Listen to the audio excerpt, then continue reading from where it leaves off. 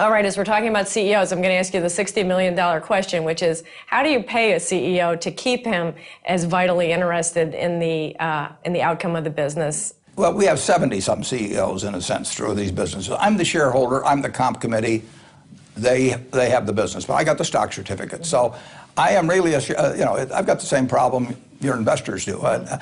How do I treat these people fairly, keep them motivated, keep them in sync with my objectives? Now, the easiest thing to do is to buy into a business where they already are 95% of the way there, and where they think like owners to start with. If they don't think like owners, I can't put that into them. But if they do think like owners, and our managers do, I want to keep that feeling. 3/4 of our managers are independently rich, but they don't want to be treated unfairly. Nobody wants to be treated unfairly. So I am the comp committee, and I have got comp arrangements for dozens and dozens of managers. And it doesn't take me 15 minutes a year. We've never had a comp consultant, never will. And we have a record of keeping our managers. I can't think of a manager in 45 years that's left us to go to some competitor. We don't have a retirement age. I'm 79 and I'm just interning at the moment. My partner is 86, Charlie Munger, and he says, I'll grow up someday.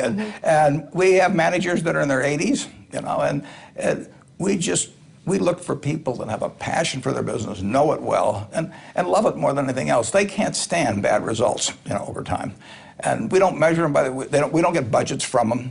I don't believe in making earnings projections for Berkshire, because if I make earnings projections, those people will cheat in order to make me look good. And you can't keep cheating forever, and I don't want them to start. So I don't get budgets from them. A lot of them use budgets in their business. Some of them don't. But that's up to them. They all have different styles. The comp reflects the nature of the business there. We have some businesses that are capital intensive. Well, we need to have capital in the formula. We have other businesses where capital has nothing to do with it. So we leave that out.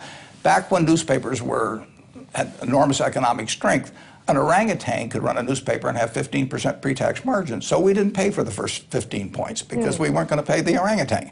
Above 15, we paid, so we have all kinds of different arrangements. They got a couple things in common. One, they're simple.